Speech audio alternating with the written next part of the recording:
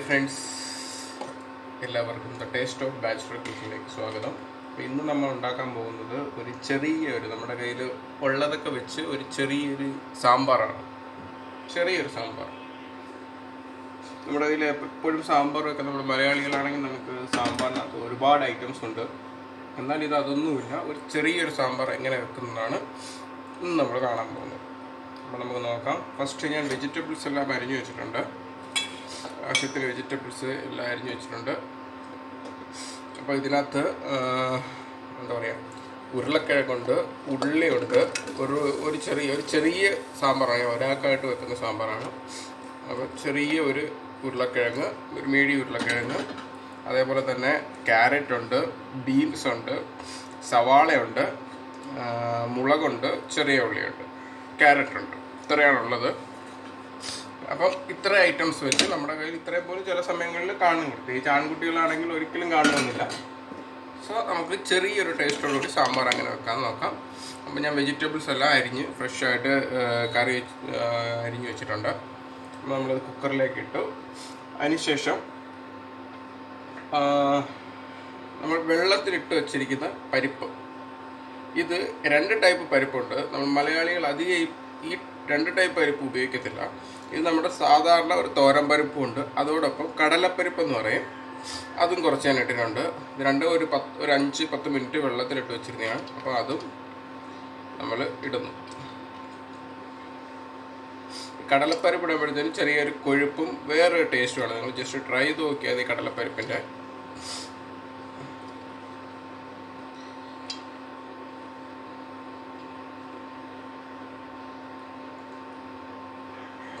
അപ്പം കടലപ്പരിപ്പ് ഇട്ടു.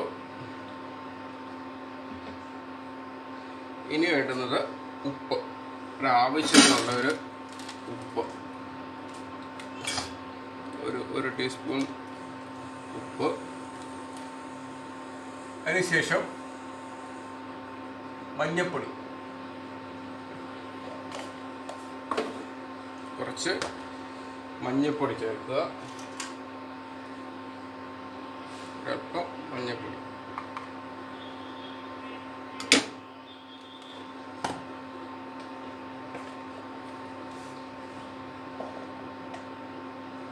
ഇത്രയും ചേർത്തതിന് ശേഷം ആവശ്യത്തിന് മുങ്ങിക്കിടക്കാൻ മാത്രം, ഈ വെജിറ്റബിൾസ് എല്ലാം കുക്കറിനകത്തൊന്ന് മുങ്ങിക്കിടക്കാൻ വേണ്ടി മാത്രമുള്ള വെള്ളം.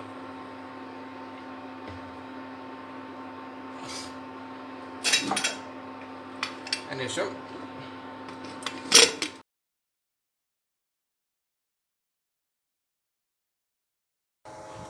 അപ്പോൾ നമ്മുടെ കുക്കർ ഒന്ന് ഓണാക്കാം.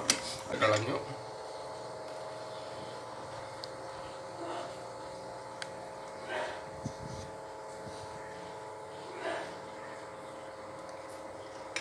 ഇനി നമുക്കൊന്ന് തുറന്ന് നോക്കാം.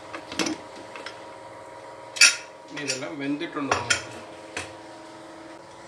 അപ്പോൾ പ്രധാനമായിട്ട് ഈ ക്യാരറ്റ് എല്ലാം ഒന്ന് പ്രസ് ചെയ്ത് നോക്കുമ്പോഴത്തേക്കും നമുക്ക് അറിയാൻ പറ്റും. കിഴങ്ങ് എല്ലാം നല്ല വലിയ കഷ്ണങ്ങളാണ്. ഓക്കെ, കിഴങ്ങും ക്യാരറ്റും വെന്ത് കഴിഞ്ഞാൽ പിന്നെ ബാക്കിയുള്ള എല്ലാം വെന്തിട്ടുണ്ട്. എല്ലാം അത്യാവശ്യം വെന്തിട്ടുണ്ട്. ഇനി ഇതിലേക്ക് നമ്മുടെ സെക്കൻഡ് വെജിറ്റബിൾ ചേർക്കും. അതായത് സെക്കൻഡ് വെജിറ്റബിൾ എന്ന് പറഞ്ഞാൽ ഇതിനകത്ത് ഞാൻ ഇഞ്ചി ചേർത്തിട്ടുണ്ട്. ഇഞ്ചി ഇപ്പം കൊറോണയൊക്കെ അല്ലേ, അതുകൊണ്ട് കുറച്ച് ഇഞ്ചി ചേർത്തിട്ടുണ്ട്. അധികം ആരും ഇഞ്ചി ചേർക്കില്ല. ഓക്കെ, അപ്പോൾ ഞാൻ ഇതിൽ തക്കാളിയുണ്ട്, വെണ്ടയ്ക്കയുണ്ട്. ഇത് രണ്ടുമാണ് ഉള്ളത്.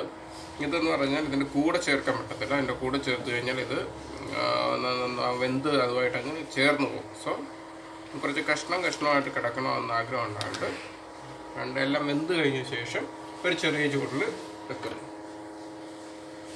വെണ്ടയ്ക്ക, അതിനുശേഷം കുറച്ച് കരിയാപ്പിലയും കൂടെ ചേർക്കുന്നു. അതിനുശേഷം നമ്മുടെ അരപ്പ്, ഇത് ഞാൻ സാമ്പാർ പൊടിയും മുളക് പൊടിയും കൂടെ മിക്സ് ചെയ്തതാണ്.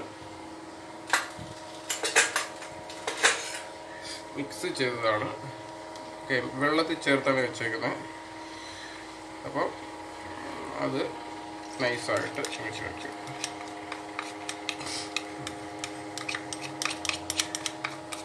വെള്ളം എന്തെങ്കിലും ആവശ്യമുണ്ടെങ്കിൽ നിങ്ങൾ ഇപ്പം ചേർക്കണം. പിന്നീട് വെള്ളം ചേർത്ത് കഴിഞ്ഞാൽ ശരിയാവില്ല. അപ്പം അത് ചേർത്തു.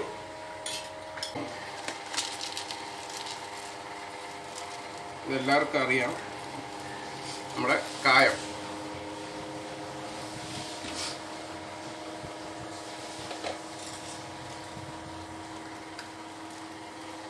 നല്ല കട്ടിയായിരിക്കുകയാണ്. അപ്പം കുറച്ച് ഒരു ചെറിയ കട്ടക്കായ ഉപയോഗിക്കാൻ നോക്കുക. പൊടിയെക്കാട്ടി ഏറ്റവും നല്ലത്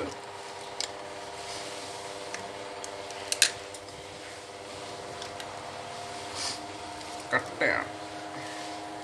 വീണ്ടും ഞാനത് അടച്ചു വെക്കുകയാണ്.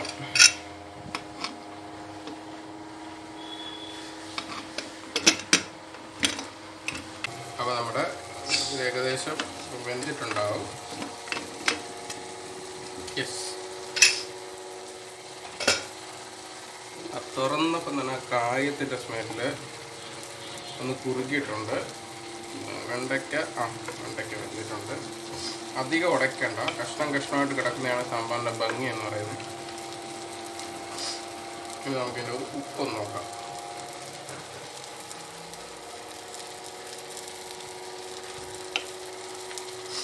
ഉപ്പ് കുറവാണ്.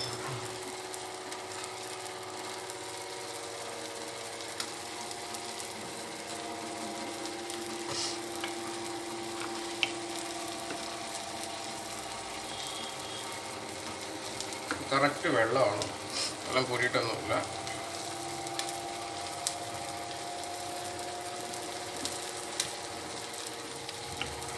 ഉപ്പും കറക്റ്റായിട്ടുണ്ട്.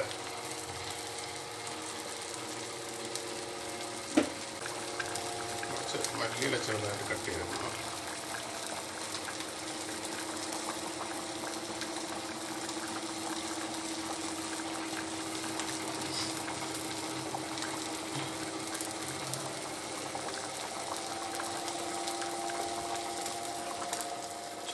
തീ ഒന്ന് ചെറുതാക്കി കുറയ്ക്കുക.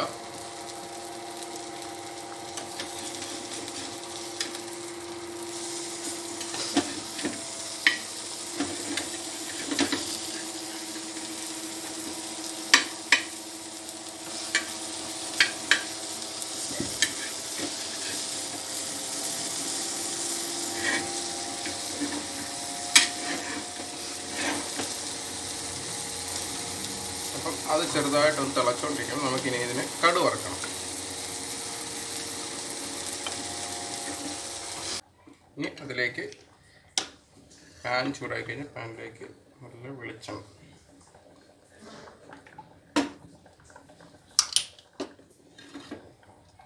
വെളിച്ചെണ്ണയാണ്, പാരച്യൂട്ട് ഓയിലൊന്നും അല്ല. ബോട്ടിൽ എളുപ്പത്തിന് വേണ്ടി യൂസ് ചെയ്യുന്നതല്ല.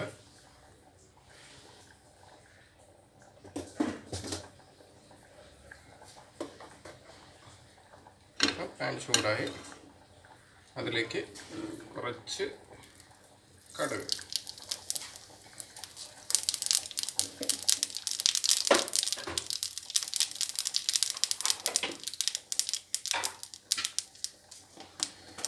കുറച്ച് ഉലുവ,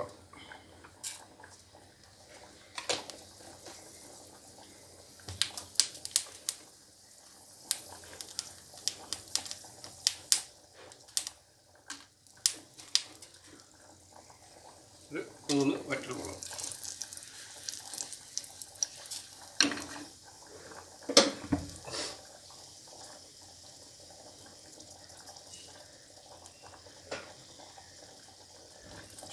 ആവശ്യത്തിന് കരിവേപ്പില.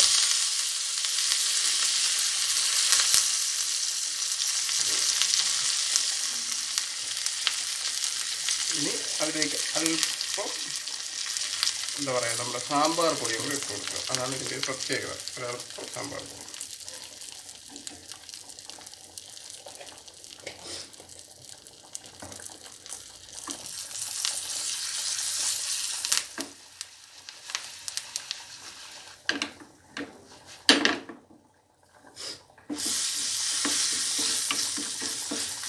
അത് മൂത്ത് കഴിഞ്ഞു. എണ്ണ ചൂടായിട്ട് ഗ്യാസ് ഓഫ് ചെയ്തതാണ്. അതിൽ കുറച്ച് കരിഞ്ഞ് പോകാൻ സാധ്യതയുണ്ട്. ഒരുപാട് കരിഞ്ഞ് കഴിഞ്ഞാൽ നമ്മുടെ ടേസ്റ്റ് പോകും.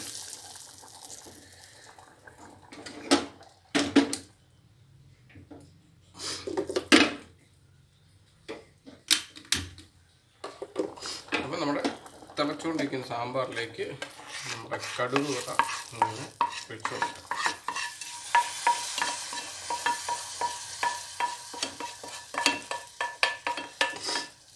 കുറച്ച് അതിൻ്റെ ആ ഇതെടുത്തിട്ട്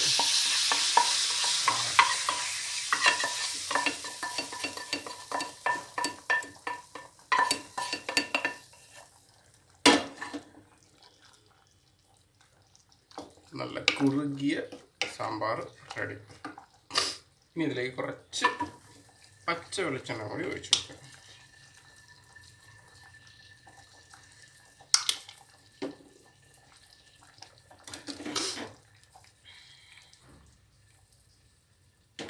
അപ്പോൾ നമ്മുടെ സാമ്പാർ റെഡി.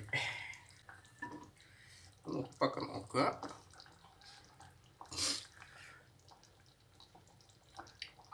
പൊളിച്ച്.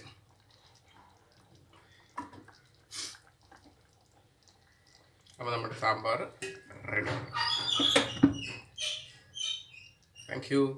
എല്ലാവരും നമ്മുടെ പേജ് സബ്സ്ക്രൈബ് ചെയ്യുക, ലൈക്ക് ചെയ്യുക, ഷെയർ ചെയ്യുക. Thank you.